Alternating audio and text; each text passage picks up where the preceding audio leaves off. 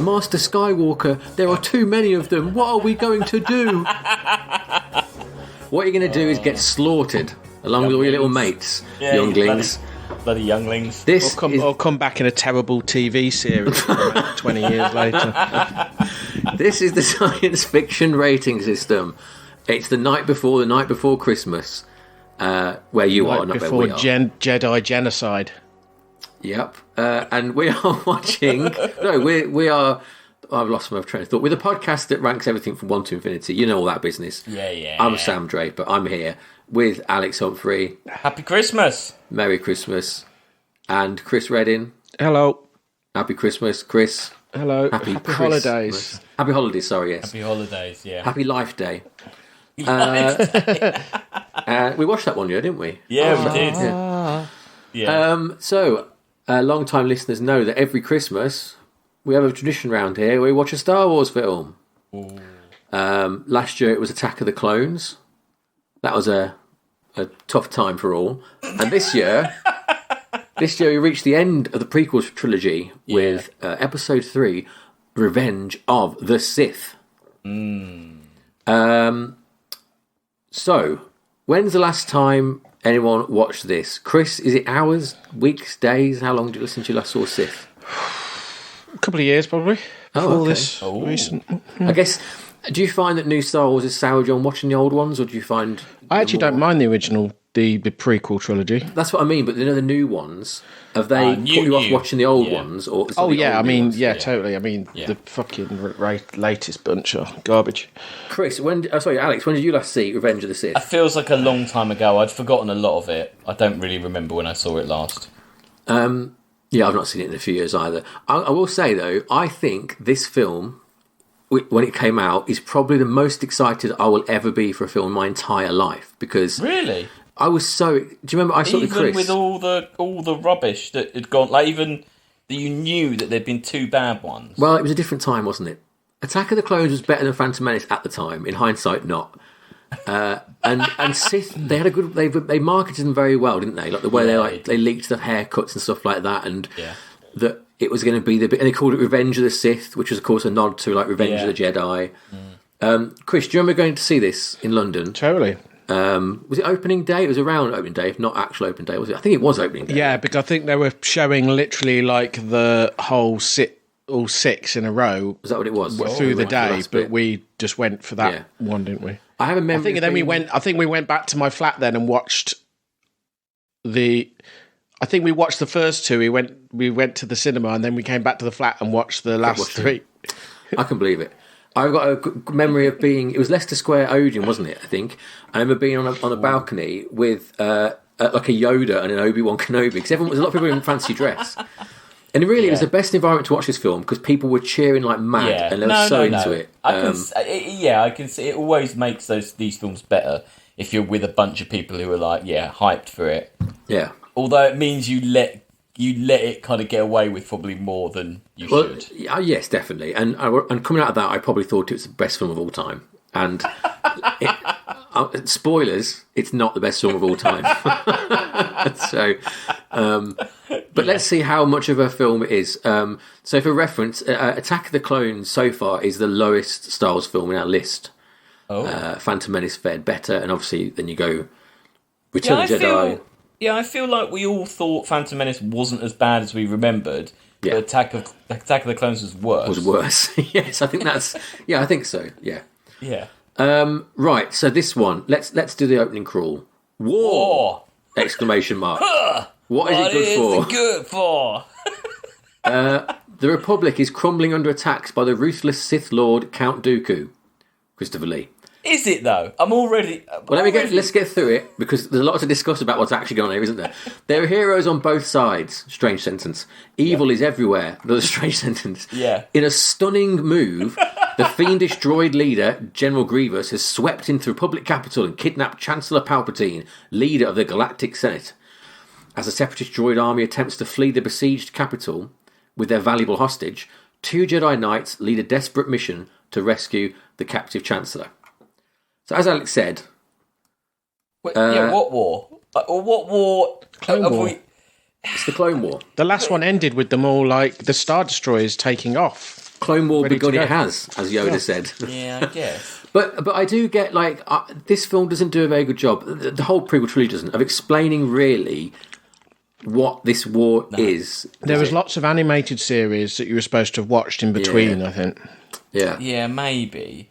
And also, yeah, like you say, the ridiculous thing. So Count Dooku was pretty much just introduced at the end, well, the last quarter of the last film. Yeah.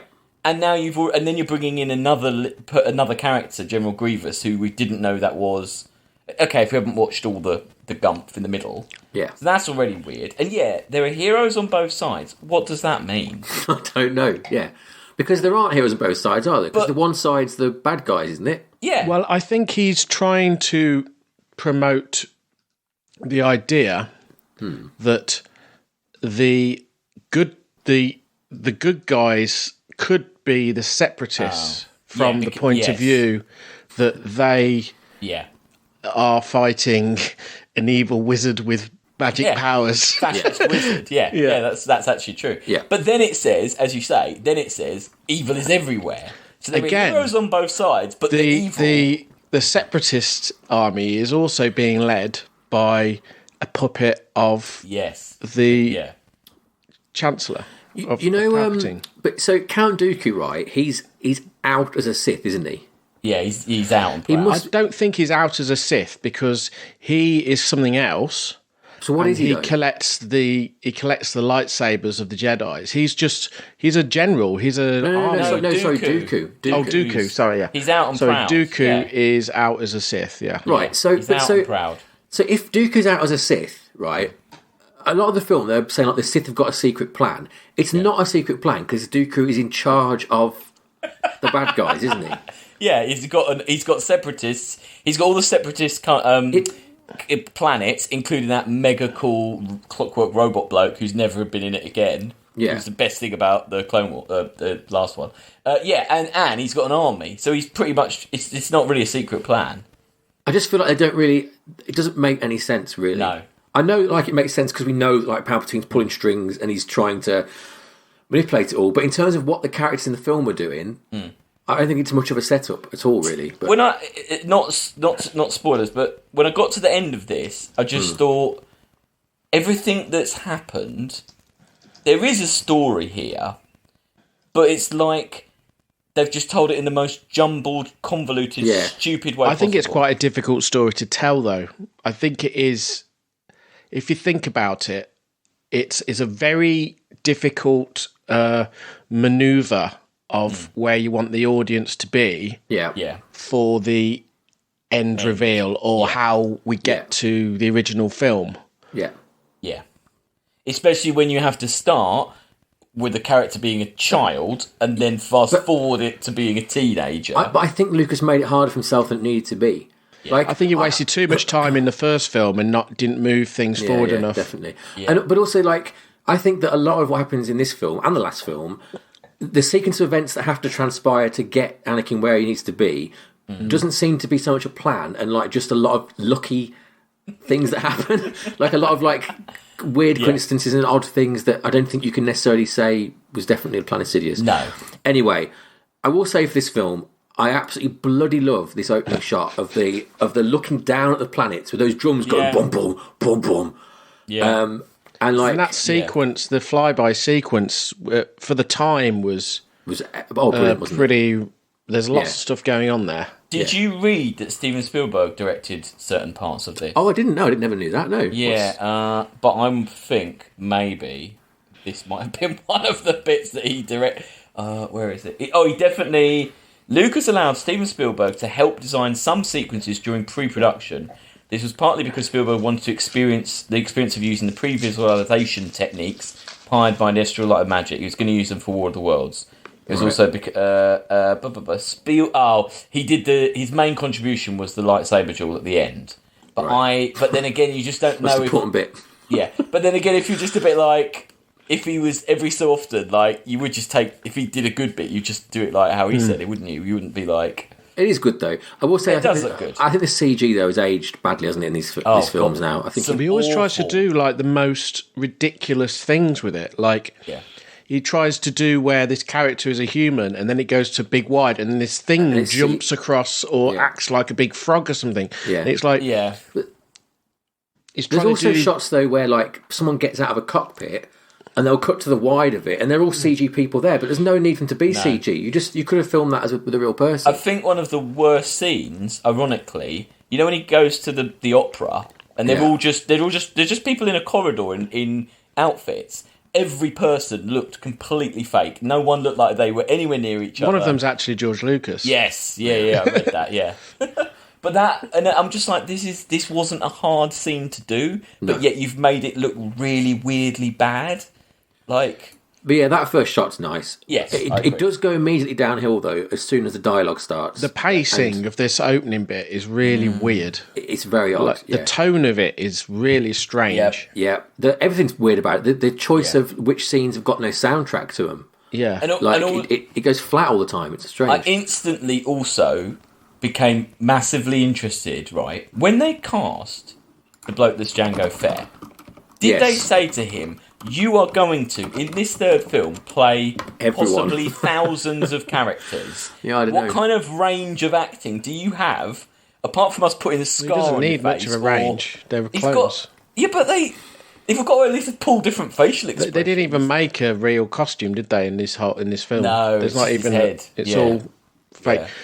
But also, it's mental that like his likeness is used like times a million across the. It's wild. Maybe that's why they cast him. Maybe he was just willing to just sign away everything. Just found someone cheap. Yeah. And Ewan McGregor's his voice is more annoying in this one than it was before. I think Ewan McGregor is doing his best with a script that is like, it's dreadful. I think it's even worse than the episode 2 script. Yeah. Like, it's so the attempt at like buddy. Not buddy comedy, but you know, like any sort of rapport between Anakin and Obi-Wan is so stilted, isn't it? Yeah. And so like, did you see? He just lets R4 die. Yeah, poor old R4. Yeah, head chopped off. Doesn't care, does he? He doesn't give a crap about R4. Like, anyway, they have a bit of banter. They land on the ship, and immediately again, like the robots just look terrible. I hate them big ones with stupid voices. Yeah, like the wide-shouldered dudes. Yeah. The droider cars are the best, aren't they? I like those guys. And they're actually quite threatening. That they are. Like, they're difficult to kill.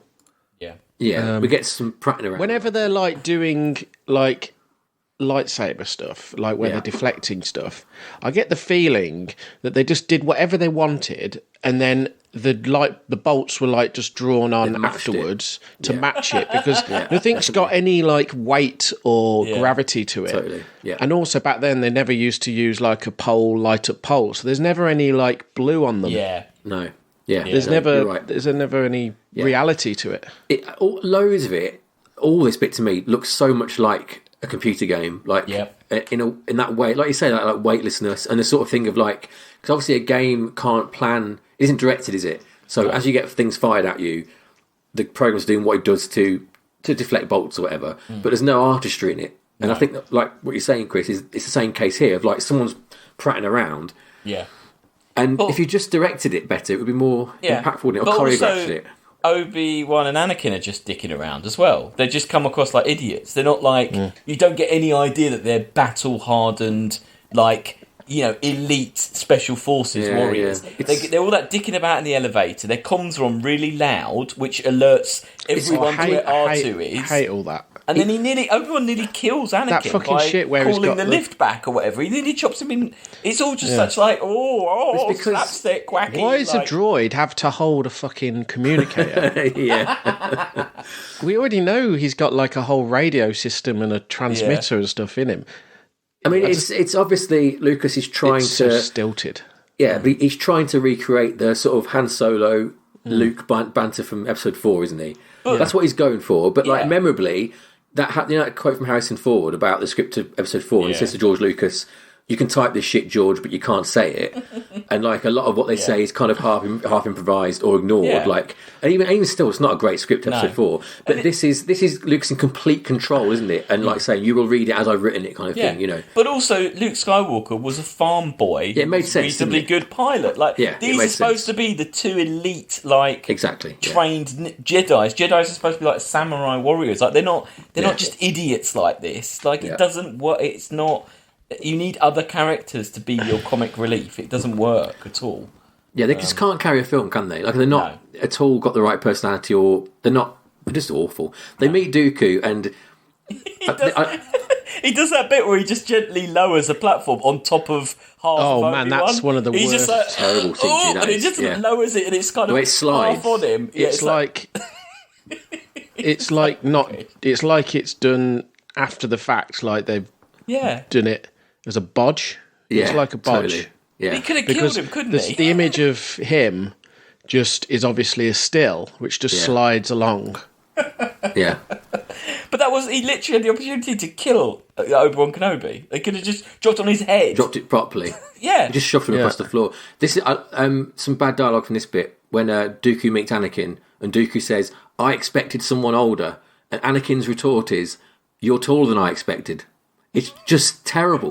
Like that double use of expected. How hard is that for someone to say to him? Don't say the exact word back unless you're reading it like I expected someone older, and then he goes, "No, I expected someone taller." Like that line reading would make sense, wouldn't it? But it's like it's such basic stuff that like the first rewrite would be like, "This is not how people talk," you know, or you know, it's just fucking terrible.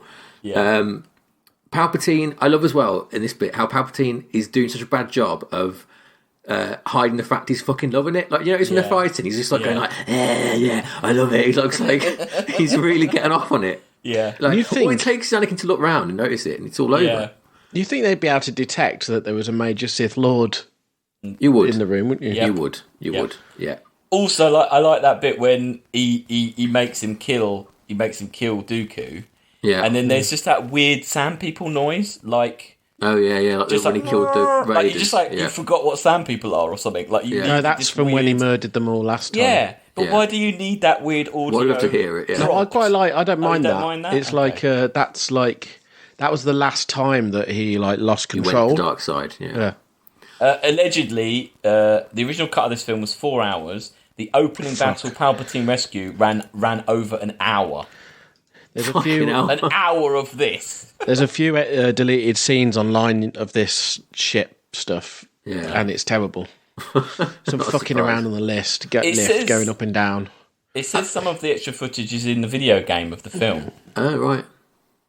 We played that game as well because on the PlayStation 2. Chris had that as well, and that's down this time. Okay. It was good fun. It's 2-player, wasn't it? You could both be that's quite cool. Also, this like you know how Palpatine's been captured. I'd love to know how they made this convincing that he's accidentally got caught in this situation. You know what I mean? Like on a ship. How did Grievous catch Palpatine orbiting the capital planet of the universe, of the galaxy? You know, it seems like for that to not seem like a setup, that'd be very, very. Yeah. I don't know. Also, if you've got him, just get the fuck out of there. Like, why? Yeah. What are you waiting for? Yeah, what's he waiting for? Yeah. Yeah, so Grievous is on here as well, and they're going to fight Grievous, and Palpatine's there again, and a lot of shuffling like this. But I think Palpatine is so bad in this film. He's so hammy, isn't he? I don't mind how hammy he was. I think what happened while I watched this was that, like you say, certain people are almost like a void of personality. Yeah. And because some people are so...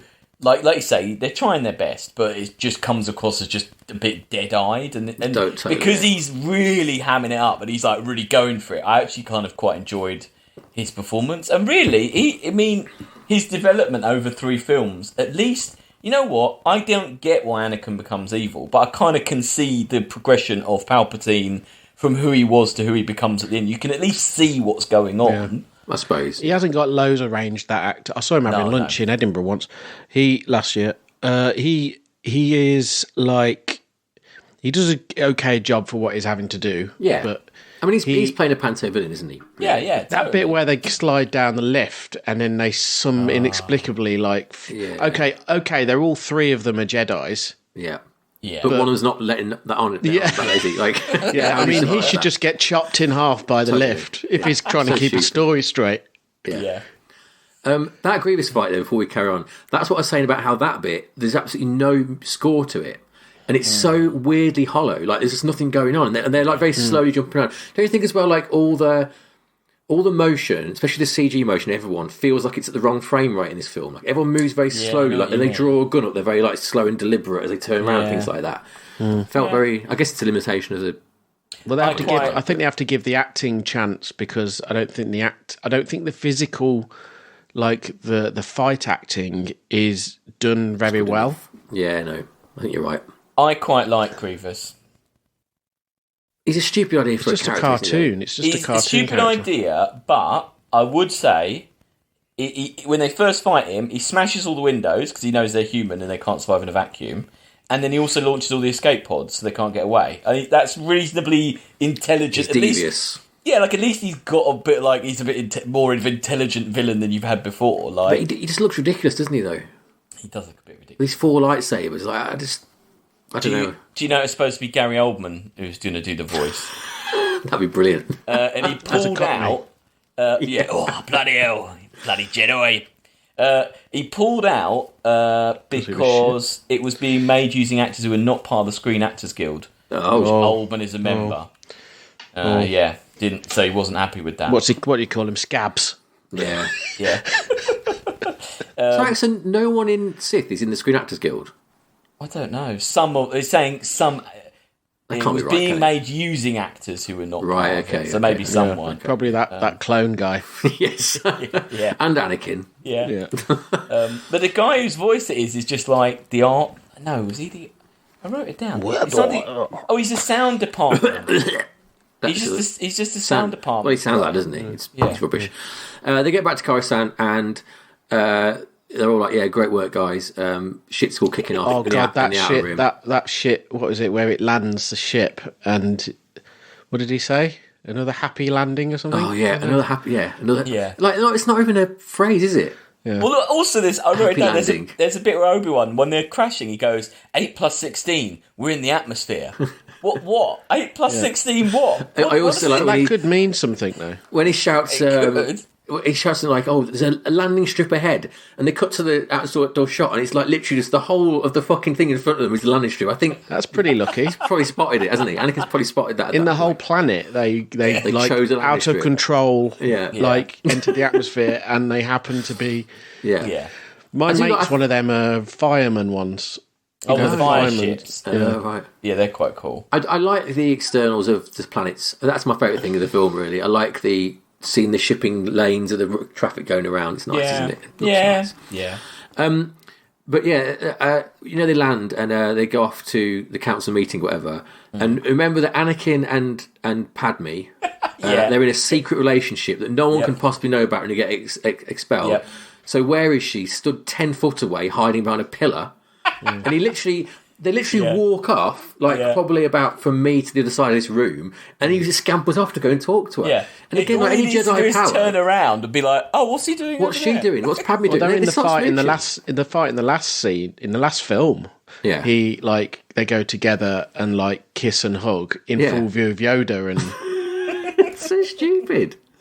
Yeah, because he starts kissing her actually there, doesn't he? Like just on this landing platform. Like you'd just wait a bit, wouldn't you? Get back to your house. He's all. I've written down that he's all whispery and creepy in this scene. I mean, he's creepy through the whole thing, isn't he? He's really creepy through the whole thing. It's just his face. You know the bit where she's on the balcony, like doing her hair. Yeah, and he's going like, "You're beautiful."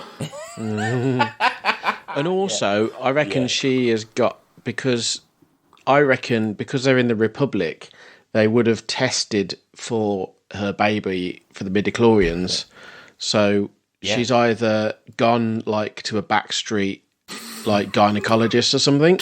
Yeah. Because they say in the first film, if he was born in the Republic, they would have found Anakin earlier. Oh yeah, didn't they? Yeah. How does she not know it's twins? I was going to say, maybe she's not seen anyone about it because she doesn't know that she's young twins. Yeah, I mean, the medical knowledge is garbage, really. She's just seeing that robot, that beep, Yeah. beep, that weird robot at the end. That's the only thing she's talking to. The robot's going, there's fucking midi-chlorians in this, but no one can understand what it's saying. I've got a fucking Sith Lord here. Well, yeah, she's pregnant.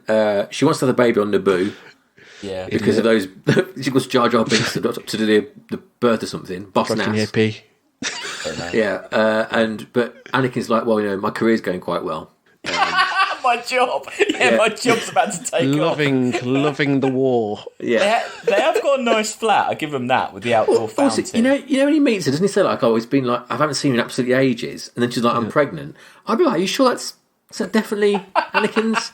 He's been at war, hasn't he? Like, The Outer Rim. Yeah. Were. Yes.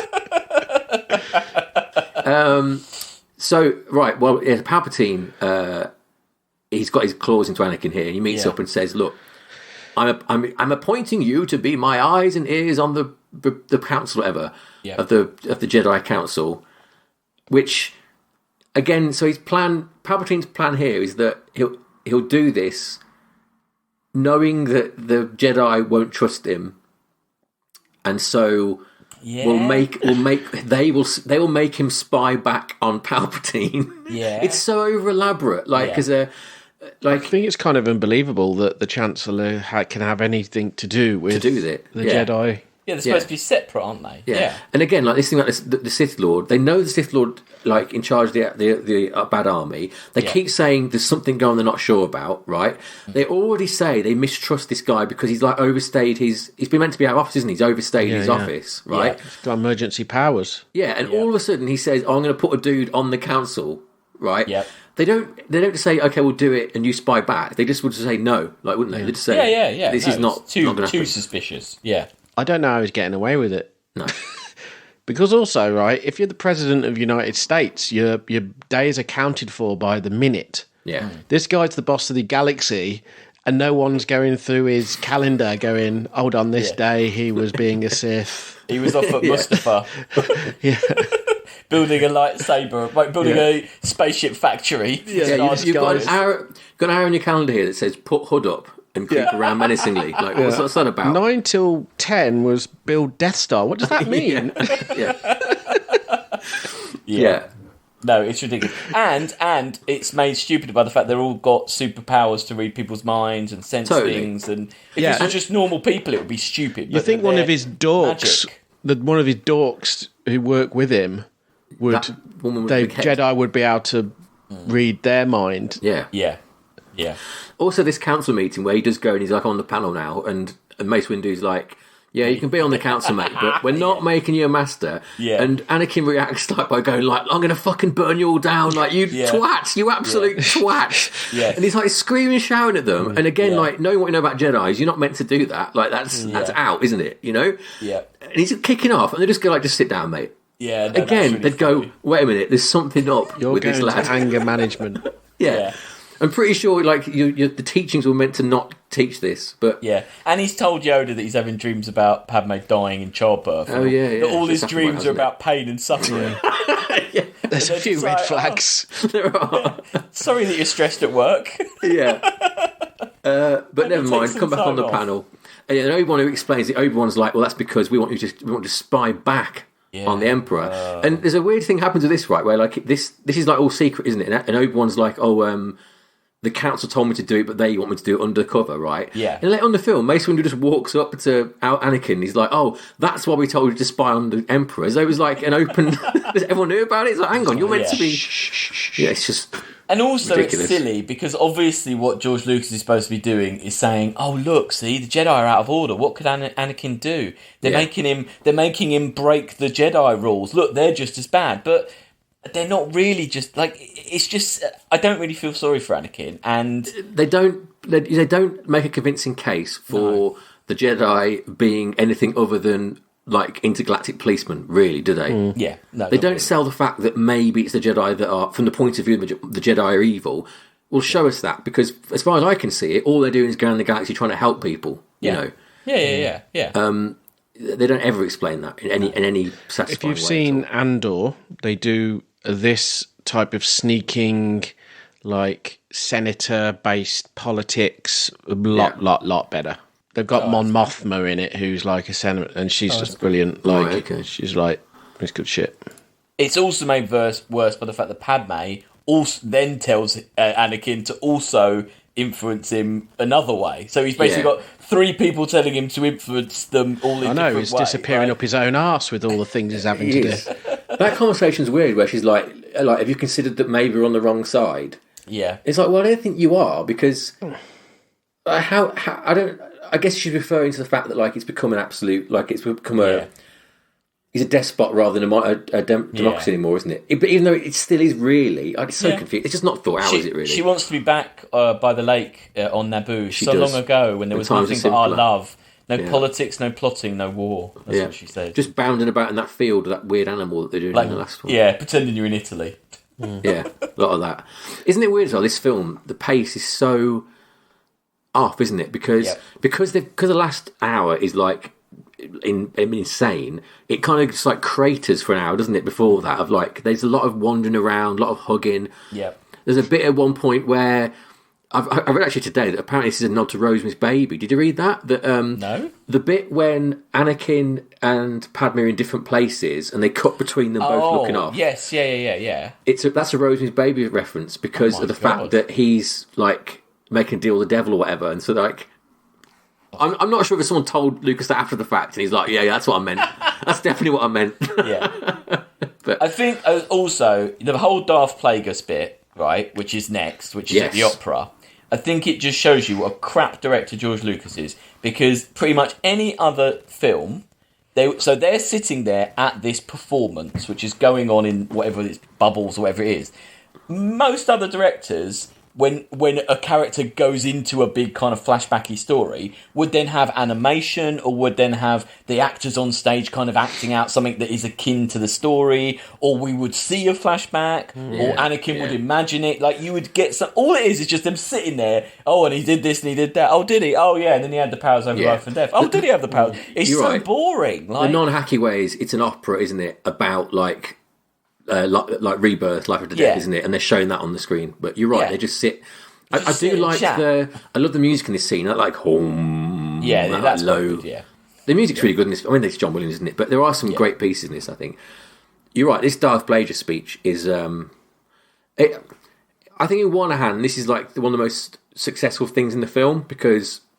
Yeah, it's a bit different. The thing that's weird about this film as well, and I think Attack of the Clones had this problem as well, is that no scene lasts longer than about 90 seconds, does it? Yeah, that's true. Yeah. So they cut around constantly, and you never really get a chance to have two people have an actual conversation. And this is one of the few moments it does stop. Also, cut around too much in the fights. There's lightsaber fights that start, and you're like, oh, and then it just cuts away, and you're like, oh, for God's sake, I would have probably watched that. And again, you can see like it's Return of the Jedi, isn't it? Like the end of that is the three conflicts going on. Yeah. But that's done so much more successfully because the three things are distinct. Whereas at the end of this one, it's the same thing happening in two locations. Yeah. But anyway, back to Plagueis, right? Did you know that? So Darth Plagueis, of course, is Sidious's master, right? Yep. And he says how Plagueis bought. Life after death, right? Yeah. That never happened. That isn't true. Did you know that? Is that made? Did you get that from the film? That that isn't a thing. No, I thought that was totally power he had. He made him. Is it him? Did he kill his master? Oh yeah, Sidious killed Plagueis. Yeah. But hasn't the Emperor got life after death? No. Proven by the the let's change it again. I was reading about it because I've always been a bit unclear about Plagueis, Sidious, and all these ones, and Cypher-Deus and all that business. Yeah, and it is that Plagueis was Sidious's master. Sidious killed Plagueis and then took Darth Maul as his apprentice. Yeah, right. But the thing about they can bring people back from death, Lucas has said that he just made that up. It's not true at all, which is again. Kind of devalues it in the sense that basically this dude just made some shit up to convince the guy to go to the dark side. Yeah. It's weird. But I read as well that in this scene it was originally going to be hinted that Palpatine put the baby in like Padme, that he manipulated the midichlorians and almost created the baby, as it were, and he's almost like the father. Yeah. Not he isn't the dad, but he kind of made it happen. It would make his role make more sense, wouldn't it? Like, Yeah. if they Well, also, they could have done something like epically clever with the newest series of films, the newest trilogy. Yeah. Yeah. They could have circled back to something there. Oh yeah, and done something instead of that like complete shit show that we had. Well, there were rumours, weren't there, that Darth Plagueis that's who it was in the third one. It wasn't Sidious, wasn't it? Like that, it was like that he had life after death. Snoke was supposed to be him. Yeah, Snoke was. Yeah, there's all sorts of things. But yeah, they pissed it all away. Man, God, you reminded me of that. Oh, God. Snoke. These half-assed ideas. But I just keep everyone think of that. I'm just like, isn't it Voldemort? That's just the same. It's just Voldemort, isn't it? It looks. And the circus bullshit. That's next Christmas. That is. We've got to get to. No. But this is kind of the change in the film, isn't it? Now, so they have the little opera thing. It's not very successful, but like he says, like, look, trust me, I can help you out. We can do life after death. Now we go to Kashyyyk. Get to see some Wookiees. Because good relations with the Wookiees I have. Correct. So all the design of this Wookiee planet was basically from the holiday special. Holiday special. Yeah. To make it canon, to bring it... Like, literally, all the designs of the trees and stuff were in the matte paintings on the holiday special. They should have had a clip, they should have a bit where they knocked on Chewbacca's door and the granddad was there with his VR suit and they're like, Granddad, we need you for the battle. And he's like, nah, I'm all right, thanks. That weird-looking one, I'm watching that sexy lady do a song for me. I read about that, though. Do you know why that is? That the holiday special is like this? It's because the first treatment of this film he wrote in the late 70s. Like he's claiming this thing. You know how he wrote all them? Because he says that like because people said how it's like this is about the Iraq War and stuff, and he said no, it's about the Vietnam War because I wrote it in '77. It's like, I'm just not buying it. I don't believe it at all. I just don't believe that he really wrote all this. But it was shit all down. a jumble when you first wrote it because it was like the Ewoks and the Wookiees were the same thing, and they didn't even know what. Yeah, it's nonsense, isn't it? Yeah. Absolute nonsense. The fact they didn't even know that like Luke was Leia's sister until they started filming Jedi is he's just trying to retcon it all and say he's more clever than he. But Kashyyyk, what do we think anyway? Enjoying Kashyyyk? I mean, it's limited what we see, really. It's a beach, isn't it? It doesn't make much sense that the war would be taking place just on that beach. Like, they'd line up, and then the other ones would line up, and then... Yeah. There's a scale problem, isn't there, with this film? Because this war is galaxy-wide, isn't it? Yeah. You just never feel that. It doesn't, because like we're shown, a square mile on a planet, aren't we? And I know it's hard to show a galactic war, but I feel like there's you could do something in space where you show, like the more tactical overlay of it, of what's going on. They achieve it a little bit with the Order 66, but at least then you cut all the conflicts. At least it's still sound stages on planets. Whereas I want to see where is the Outer Rim? Why is that important to the conflict? But really, you know what I mean? The war, there should have been a whole... The middle film really should have been the war. You're right, yeah. But it's like... A whole middle war film, basically, where war's going on. Yeah, but the war, the battle is kind of like World War II battle. Yeah. It's like World War II. Well, really, you're right. I mean, the spaceships in orbit should just drop a bomb on the lot of them. Yeah. Oh, yeah. They're just droids. They should at least be cutting one of these three things should be a space battle, shouldn't it? There should be something somewhere where someone's in space having a fight, like at the end of Jedi. Maybe there's a particular resource that they need. There's one planet that mines something, but they have to go. Show the reason why on Hoth they had a shield, which meant that they had to land landers, walkers, and attack them on the land. Yeah. Show a planet which is just being wrecked from space. Yeah, because they didn't have a shield or something. Why? Small stuff, isn't it? But it would help. If the separatists just want to be separate from the Republic, why are they attacking Kashyyyk? Why bother? I don't know really what they're getting out of it, to be honest. No, because surely the separatists just need to get rid of the Republic from where they live, and then just defend and say we don't want any more of this Republic. Yeah, where do the separatists live? What are they as an entity? Are they? I think there's an area of the galaxy which they control because it's like the banking clan have an area. Yeah. The Federation have an area. The Trade Federation. But so why haven't they just seceded? Why are they on the assault of other planets? Yeah, they should be on the defence, not the assault. They're trying to I don't know. I mean, what they should have said was what would have been interesting if they were like, if you saw one of their meetings where it's like they're using the Wookiees or they're using the Wookiees to build some sort of mega weapons and where, like, they're using them as workforce. Yeah. So we need to get the Wookiee. You know, we need to just liberate them. Yeah. That would make more sense. Or like you do make it like it's the like the last days of Rome sort of thing of like the Senate is corrupt and that the separatists have got an actual cause, which is that like. The galaxy's too big and bloated, but lots of people are being forgotten by this galaxy-wide thing. Yeah. So then when Padme goes, maybe we're the bad guys, you'd go, oh yeah, maybe you are. Because, maybe you are, yeah. You know, and that's the reason that evil rises or whatever, which I know that'd be hard to do because then you're like, well, that means that like populist uprising leads to the Sith, which should be tricky to play out. But like, at least frame it somehow. Yeah. You know, something. Yeah. So was the Death Star started by the Separatists because they have the plans in the second film, in the clones, and don't they use the insect people from the second film to start building it as well? And then it kind of just gets like ceded to the Empire at the end of the war. Yeah, because Dooku's on that Geonosis or whatever it is. Yeah. He's getting the plans, isn't he, off the like insect guy, insect people thing. He takes it back to him. Yeah. It was a whole Grievous fight, but I mean, really, like it's that lizard. That lizard is ridiculous. I quite like the lizard. Oh, you like the lizard? It's just the noise it makes. I mean, you gotta love a kooky mount. Oh, okay. The bit strange when he only stealthily gets into the hangar on the lizard. Yeah. Like maybe you should dismount it and be a bit quieter, like not on this huge padding thing. Well, it's like the two stupidest. It's like a giant lizard versus a one-wheel bike, but with legs. Yeah. Why does the bike need legs? It's a wheel and then it has stop legs. It falling over when it stops. But it runs on its legs and then it like it's just like they went design what you like. We don't care.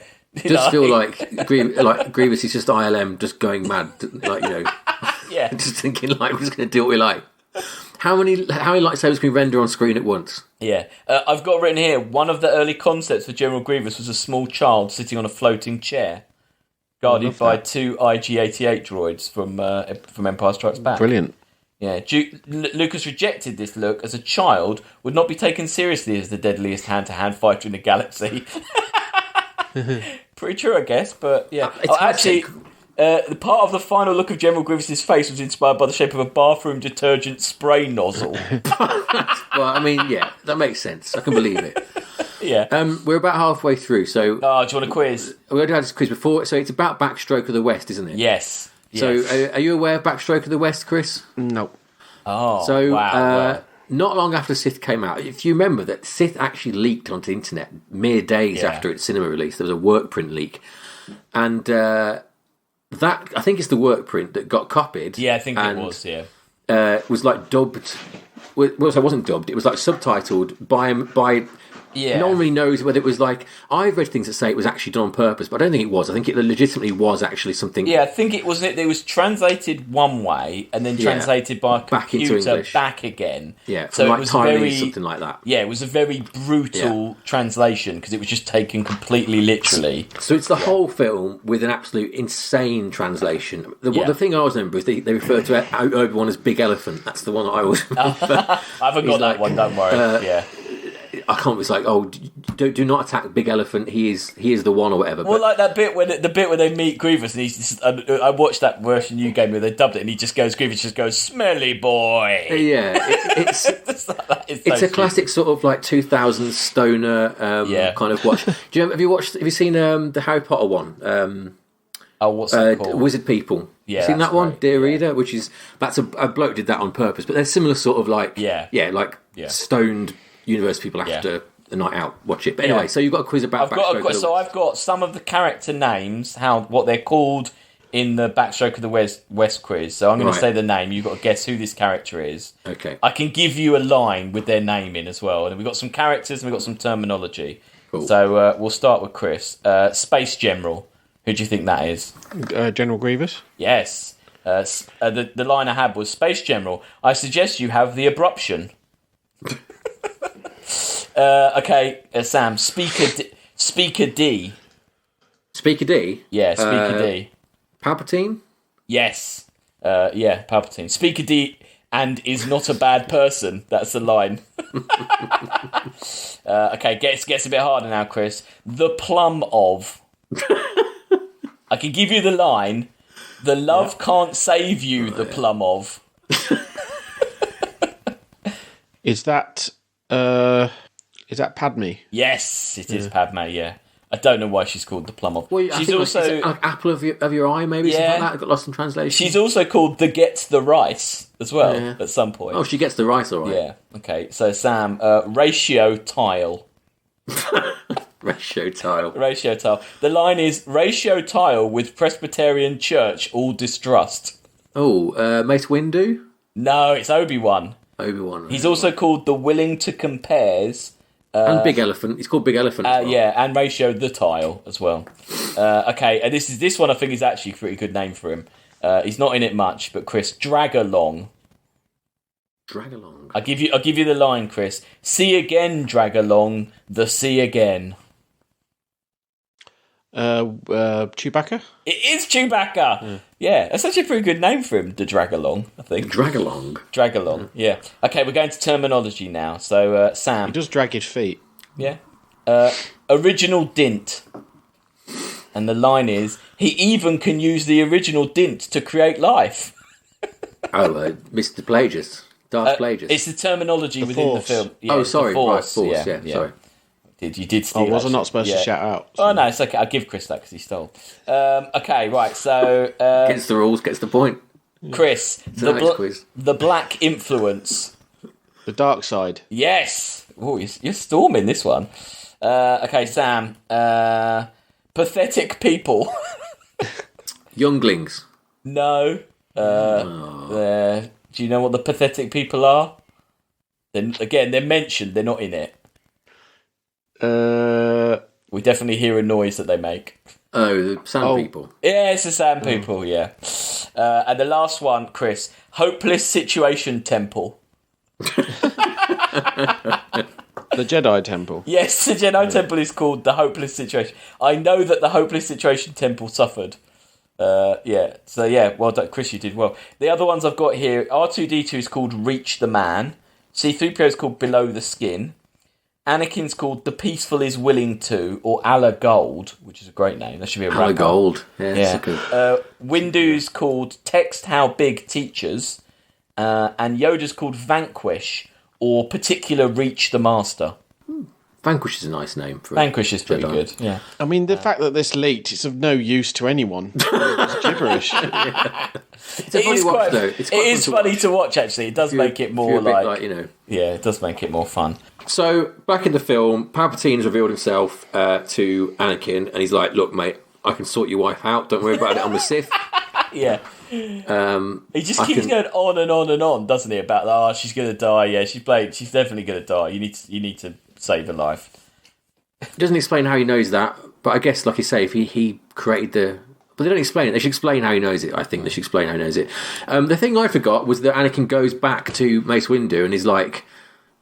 Yes. He's a Sith. I'd forgotten that happened. Yeah. And the way Mace Windu's like, I don't trust you. You know, I don't like you. I don't trust you or anything here. But if this is right, then I'll trust you. It's again, it's like a weirdly specific response for for Palpatine's plan to work. Do you know what I mean? Like, yeah. It's as though Palpatine's read the whole script, isn't it? Really? Yeah. There's a lot that he's relying on happening in very particular ways. Another thing I wrote down, so it came before. You know when they all talk in the hologram when everything's blue? Yeah. How do you know which clone trooper you're talking to? If all you've got is a blue representation of a trooper that has the same face as every other clone trooper, how do you know you're talking to Commander Cody? Doesn't really matter, does it? Well, I guess they'd have to say, hello, I'm Jeff and I'm on this planet. Would they have to identify themselves? There's probably a readout at the bottom. Yeah, it would say where they were, wouldn't it? Probably. Just when you see them all blue, and I was like, no, but they all look the same. So how do they know who they're talking to?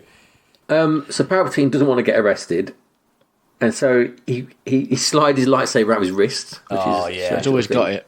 Yeah, and he does his corkscrew move, which is odd. Oh, that's insane, isn't it? Yeah, that jump.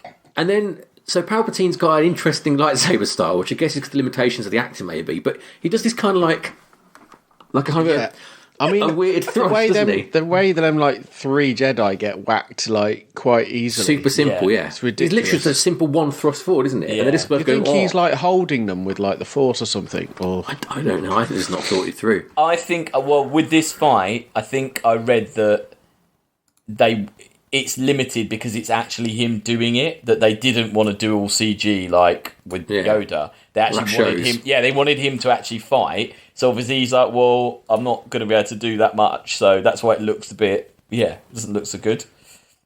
Yeah, that is rubbish. I do like, though, the bit when he gets him in the windowsill and Mace Windu's like, right, you're going to die. And everyone walks in right at the moment he's about to kill him.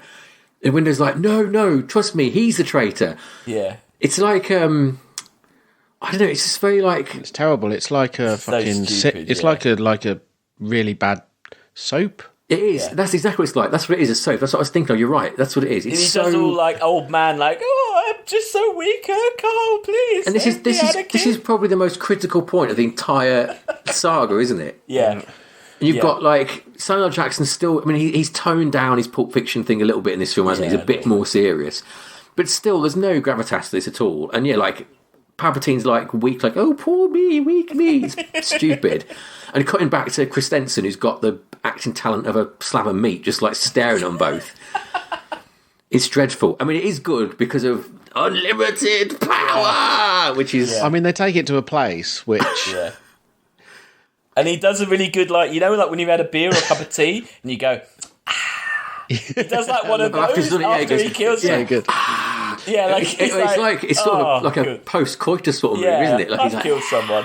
Do you think that's the look? Do you think his melted face is the electricity bolts, or do you think that's his look that he kind of is held back? Sith look.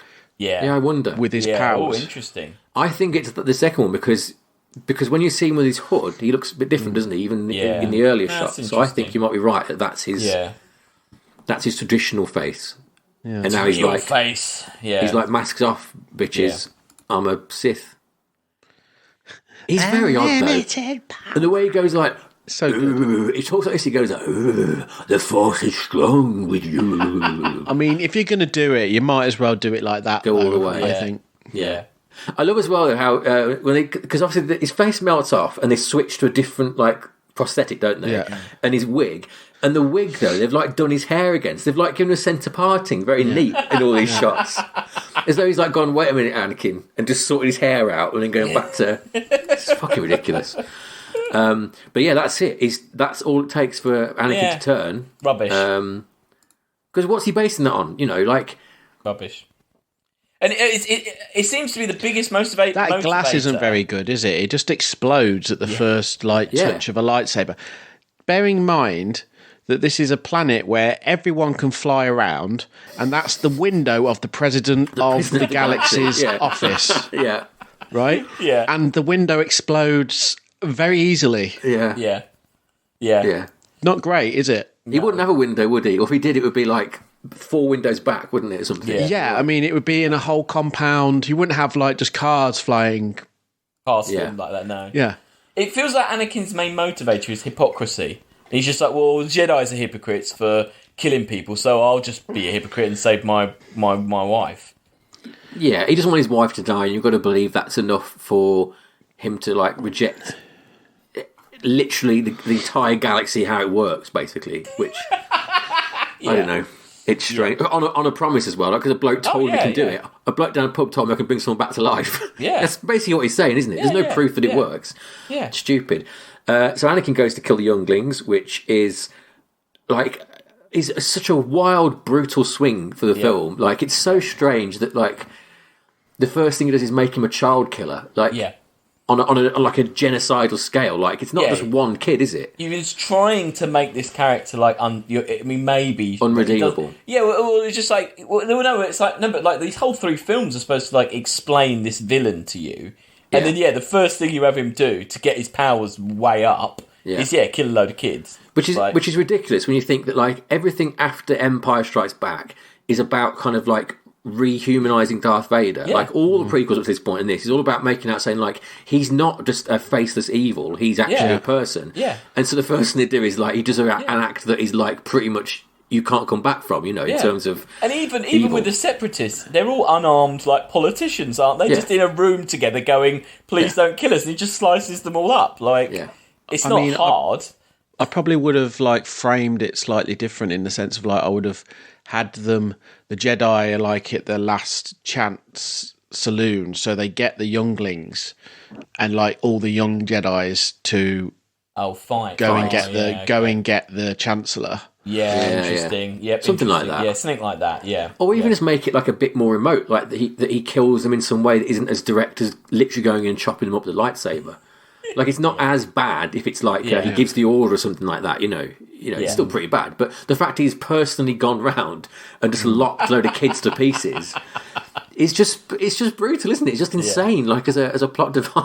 Yeah. That's Lucas's kid, isn't it? Who comes out and does a little flip. Oh, is it the one on the platform? That's the best. That's the best little bit, I think, of combat. Yeah. He gets killed, doesn't he? Though he still gets got. Yeah. Oh yeah. Quite bold. Yeah. While this is going on, Order 66 happens. I like that bit. Again, I would have almost liked an entire film of that. Yeah, Order 66. I could have done an hour of Order 66. Just 2 hours of just Jedi's getting the roasted. same twist every time. Yeah. Cut into a new location, and they're like, Order 66, what's going to happen now? Oh, they've turned on him again. Yeah, no, I quite like it. How long does it take him if he's calling individually every commander planet. on every planet? Yeah. I feel like you think it would be an email, a lower level lackey, a chain email that he just sends out. Yeah. Or someone else does it. That's a person who go do it. It's in his draft folder for when Anakin's bad. Send this email. Yeah, kill all the Jedi. Yeah, he just drags a file into drops it in the cloud share. That's it. It's done.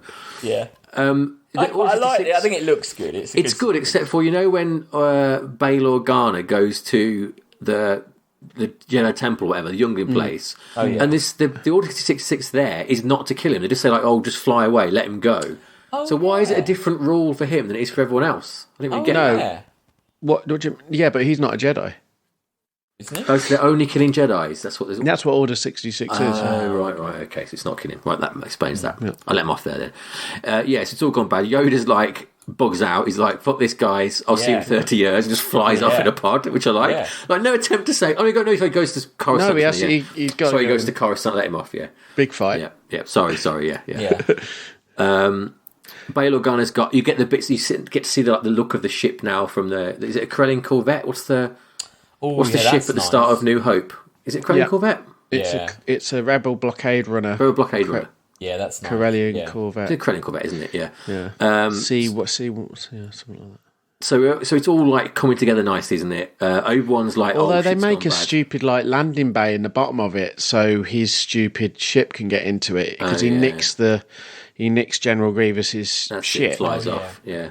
And the only way they can get him into that spaceship, because there's no docking ring to it, is invent a whole thing where we can go up, and it just doesn't make sense with the original ship.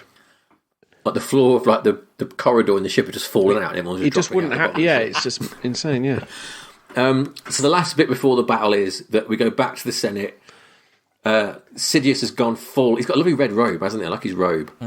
Yeah. He's gone full Sith. Yeah. And everyone's on board except for Padme. They're loving it, absolutely loving it. They've just not got any problems with it at all, have they? Yeah, he's looking hideous. He's talking in a cackling evil voice. Yeah. What's the line? This is how liberty dies. Yeah.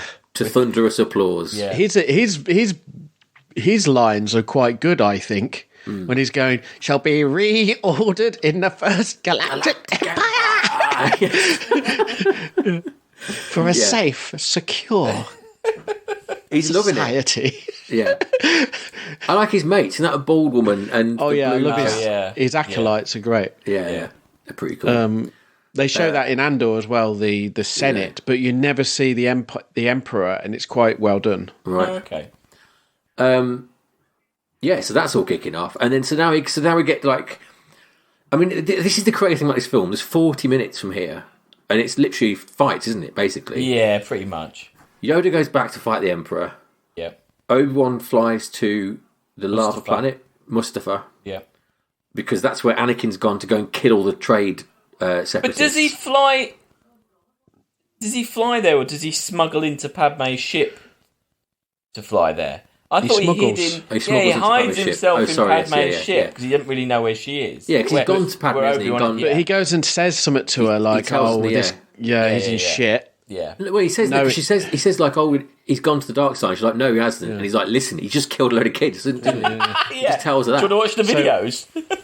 He knows the videos, didn't he? No, he doesn't. He watches the videos. Before Yoda shows. He's probably got them. Yeah, he's got them on his phone. Like, here, watch. But he knows that she's probably going to go and find him. Yeah. How they can get on the galaxy very, very, very fast, can't they? Yeah. Very fast. Navigation in the Star Wars galaxy is, it's wild. It's wild. You can basically get anywhere instantly. But also, we don't know how much time is passing between these scenes. No. I suppose. There's a nice shot of Anakin hanging out on Mustafa crying. Yeah, look, this single tear falling down his cheek. When he's taking out the Trade Federation people, that's quite good. Yeah. I mean, he's a crap actor, isn't he? But like, it's just a bit of fun seeing a guy go a bit mad, isn't it? Really, it's a good laugh. And I love this piece of music. That is it, like Anakin's Lament, or something like that. It's called. The one that like dovetails in and out of Duel of Fates. I really like for his last fight, and I do think that like, I think the Obi-Wan Anakin fight. I'm not going to say it's successful, 'cause it's still a mess, but I think it's one of the strongest bits of the film. What do you think? I still quite enjoyed this. Well, it's two people who have actually had loads of training, so you're going to get a level of performance which is like that very first Darth Maul fight, which, considering them other fights we've seen in this film, is literally like amateurish. Yeah, that's true. Yeah. Really quite amateurish. I thought about a Darth Maul fight though in this one, and you remember the bit when with those like laser force fields when they stop and they breathe and stuff like that, and how much that feels like there should have been something filmmaking, like doesn't it? In pacing, yeah, definitely. So and like that brilliant bit, like because Qui-Gon meditates, doesn't he, and thingy paces. Yeah, I mean, it was just go back into it straight away. Wonderfully done. Like the last reel of the Phantom Menace, I just think is really good. Yeah, like totally. Yeah, especially compared to this. It doesn't make sense. I know that Anakin's upset and he seems to now think that Obi-Wan's having sex with Padme or something, but he just force chokes her out and then she faints, and she's pregnant with twins. She faints and then no one really gives a shit, do they? They don't. Well, Obi-Wan kind of circles round. R2. Yeah, maybe R2. Someone does. But it feels to me like they're pacing and talking for ages, and then by the time Obi-Wan's like paced all the way around to get to where he is, he's kind of a bit like, oh, no, she's all right. He checks her pulse, doesn't he? Yeah, it just feels... It's too quick a snap for him to be like, oh, I'm doing this for her. Oh, I've just basically killed her. In Obi-Wan's defence, though, he's got like possibly the most powerful evil dude of all time there that he's got to deal with. You know, there's bigger fish to fry than... I mean, with Anakin as well, he's just completely like, well, fuck her then. Yeah, but he's gone, isn't he? Yeah, I guess. He's gone crackers. I do think it's a good fight. I don't like how it keeps changing terrain. It's just too long, isn't it? I think there's too much of it. I don't like the bit where they're jumping on them things and they're balancing on a stupid robot. It's just really stupid. It's unnecessary. And the conclusion is stupid. Well, and also the line... The bit in the control room's good, like when they're fighting on the desk. The big long desk, and like there's some proper really good moves in that. And that is a little bit like the Darth Maul. Yeah. Like really well choreographed. Yeah. And also, there's a bit where they do use tubes, and you know when they're going down the corridor, and there's a bit where it's just the strobing of the blaze. They do it in the second episode as well, but it's well done. Yeah. There's a funny bit where they just stand in front of each other and just spin their lightsabers round. Yeah, there's a lot of that. Yeah, I mean, it looks silly, but I think they're like they're waiting for a time. They're like. There's a timing thing there, you know. No, it is. No, it is probably one of the best bits of the film. Definitely. It is ruined again by the dialogue and the classic line. From my point of view, the Jedi are evil, which it's just it's so clunky. Yeah. It's so I don't know. It kind of like ruins the fight, doesn't it? Really, it keeps cutting back to that stuff. And the conclusion of it that is like Obi-Wan takes the higher ground. Yeah. Do you know where this is? Do you know where this all comes from? The higher ground thing. No. Stuntman Nick Gillard says the idea for the classic moment, "I have the higher ground," came when he and Hayden Christensen were heading out to grab a bite during filming on Australia. He says, "We would eat in this restaurant every night and it was up a hill. You could walk up the road and down to restaurant, or you could walk across a steep bank to it. For me, I always went the most direct route, so I'm going for the bank. And Hayden hates walking up a slope. So that, in my mind, was about the higher ground. If I can get on the slope, then." So basically, because he's going up the slope to get to the restaurant quicker, and Hayden Christensen's lazy and goes up the road, he then turned that into being, I get the upper ground. They weren't having a fight, were they? No, he was just... and also, there's something to do with the... It was supposed to be... Where is it? So, yeah, during the final confrontation with Anakin and Obi-Wan, a different scene was conceived that was ultimately overturned by George Lucas. In the end, Anakin would have had Obi-Wan by the throat, about to strike the final blow. Anakin says, "I'm sorry it has to be this way, my master." Anakin swings his lightsaber for Obi-Wan's head, but during that move, Obi-Wan force pulls the lightsaber from a different direction. As he made a turn to defend his back, the lightsaber ignites and cuts through Anakin's arms. Stunt coordinator Nick Gillard says he battled the hardest to keep this scene, but in the end, George Lucas wanted the now infamous higher ground scene. That's a forbidden move. Oh, what? Pulling a lightsaber from... Turning the lightsaber off, so it goes past the other lightsaber, and then turning it on. They should have done that then, because then that would have been super cool, if that's how he had to beat him, was by... No, because then Obi-Wan would have to go bad, wouldn't he? Like, it should definitely be that, like, Anakin loses through his own hubris of getting too cocky or something like that. Obi-Wan can't cheat, can he? Obi-Wan can't be anything other than honourable.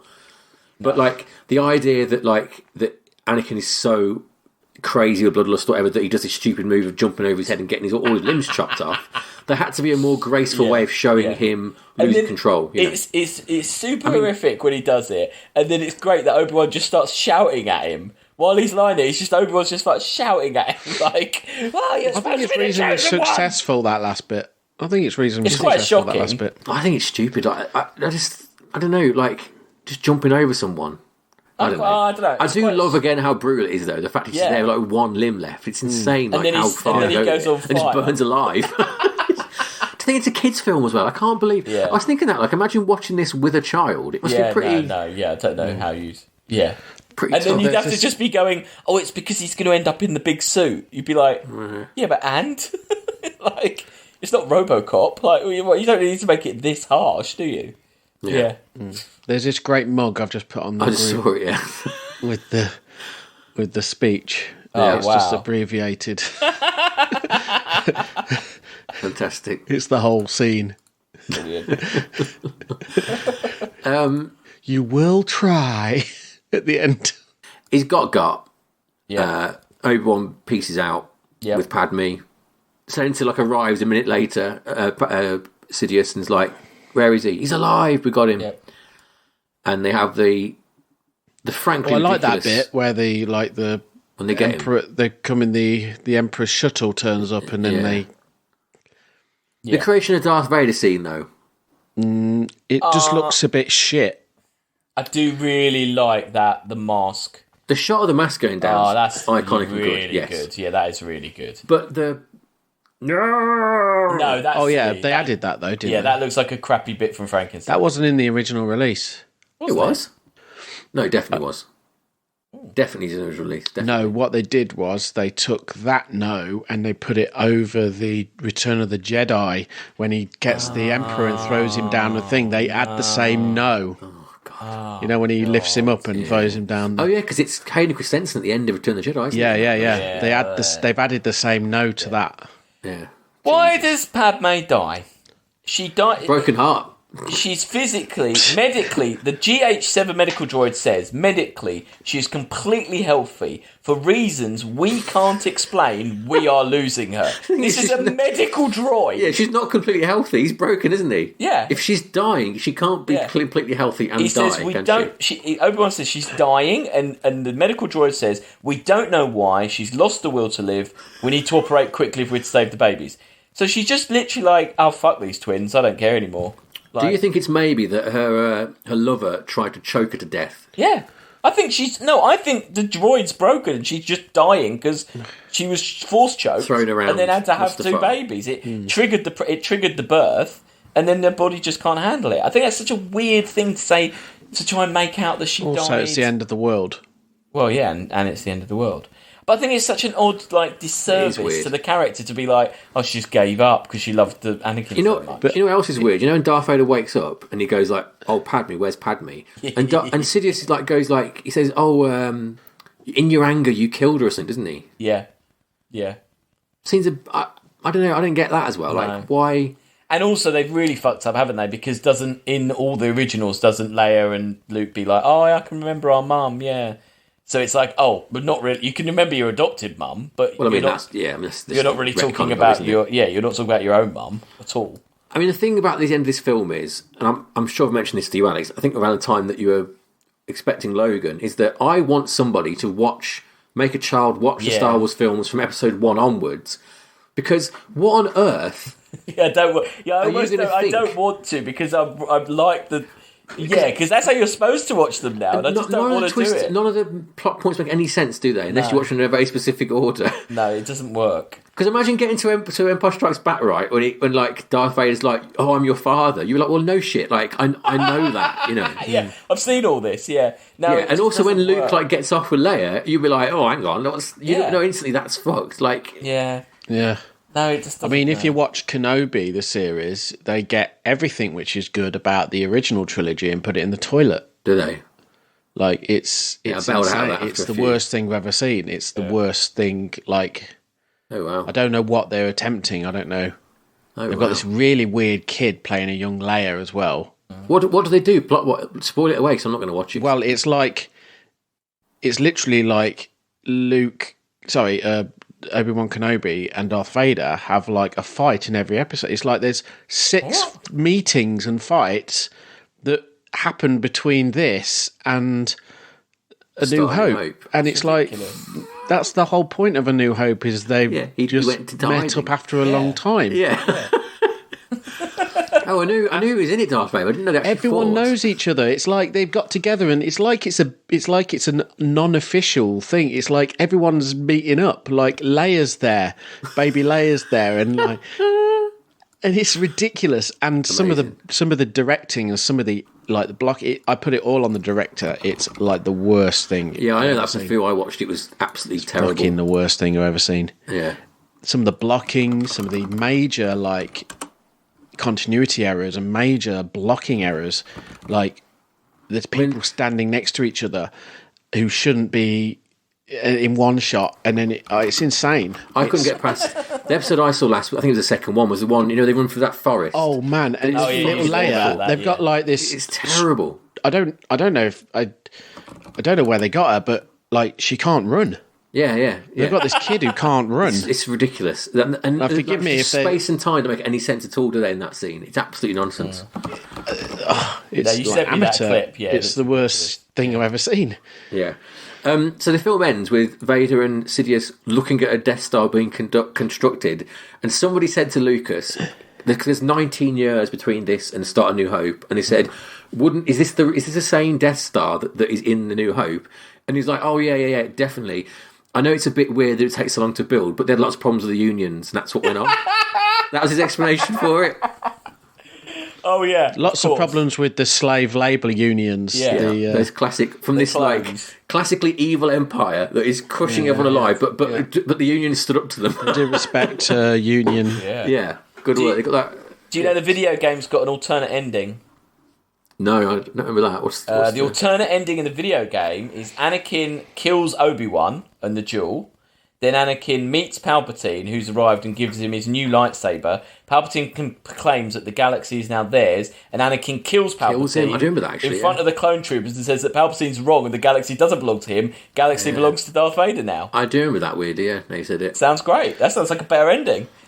I just watch it with that dark Jar Jar thing in my mind now. Because it just makes it's such a better story. Yeah. That dark idea of like Jar Jar was actually the one. The one, yeah. Like I just think it works. It's so much better. Like and there is Sith.